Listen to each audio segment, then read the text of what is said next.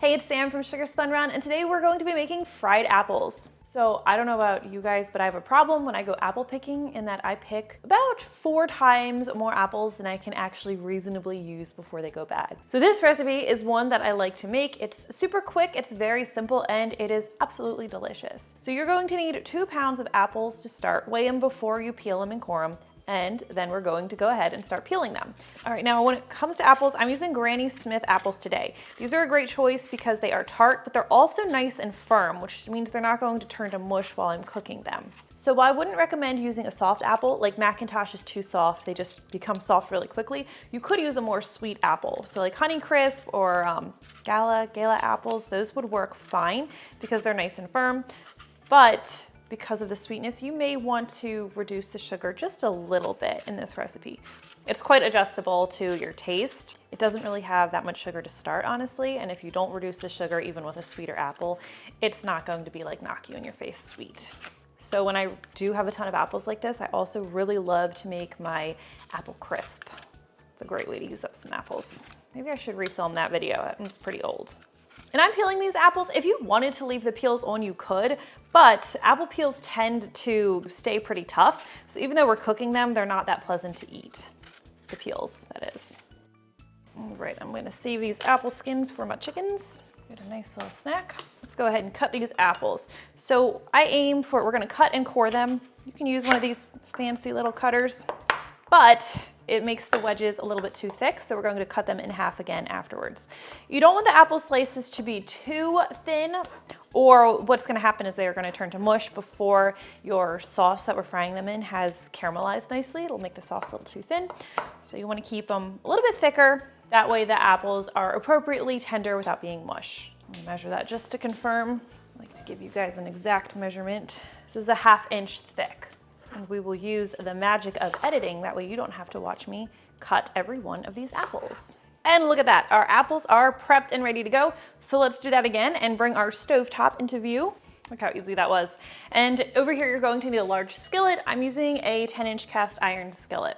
I love my enameled skillets, but this Lodge is inexpensive and it's very hardy. So I will try to remember to link to this because I use it all the time. All right, so over here, we're going to start by melting some butter. I have 3 tablespoons of salted butter. If you use unsalted, we're just going to add a pinch of salt later on to taste. That way it'd help bring out those nice flavors. So we're gonna get that started for melting. And one thing I'd like to mention about this recipe is I actually shared a fried apple recipe years ago where I used a lot more butter. I think I was using a whole stick of butter. Over the years, I've sort of refined this recipe and found that, to my utter shock and amazement, I actually prefer it with a little less butter. Not because I don't love butter, I love butter. But by using less butter, we end up with a thicker sauce that's actually more flavorful and coats the apples really well. So we use less butter these days. And that's why I wanted to refilm this video, just to keep it up to date. And I just have my heat set to medium or a notch below medium at this point.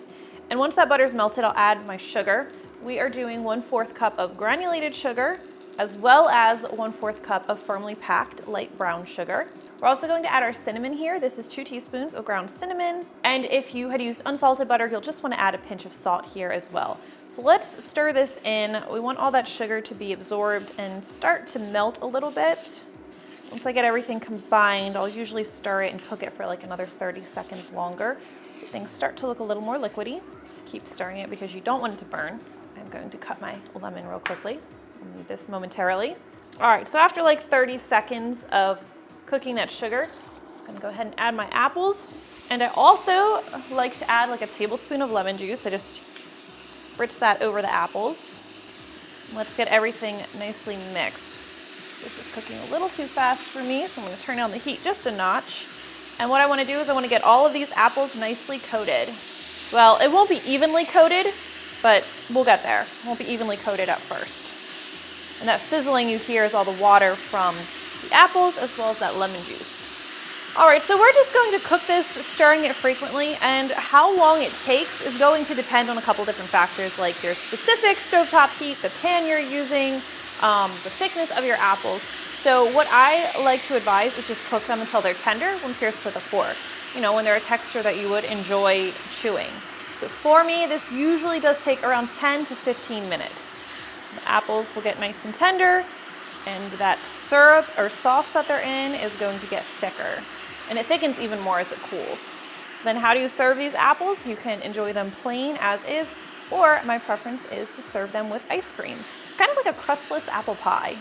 So good. And I like to turn this pretty regularly, that way I get the syrup over all of the apples, which is just going to give them a really nice flavor.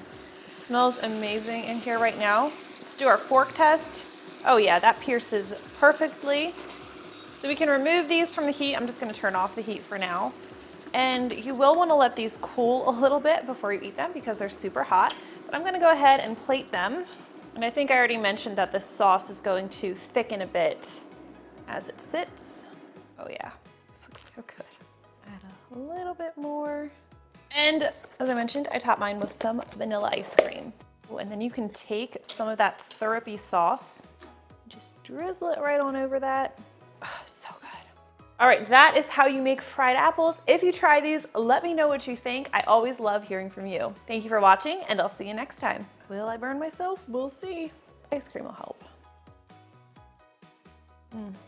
It's like apple pie, but so much easier to make. It's good.